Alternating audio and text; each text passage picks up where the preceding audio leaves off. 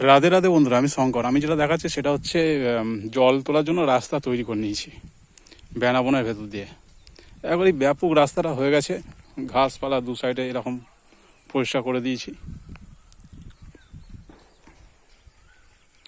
এটা ডাঙায় ওঠা রাস্তা।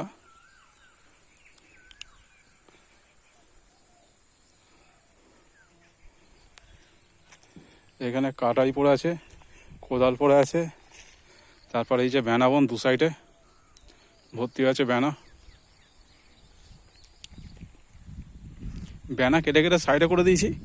এইরকম যেরকম জড়ো করা আছে, এই যে পাশে জড়ো করা আছে এরকমভাবে, কোথাও তুলে চাগিয়ে ফেলিনি। সাইডে এরকম শুইয়ে একারি পুরো পরিষ্কার করা আছে।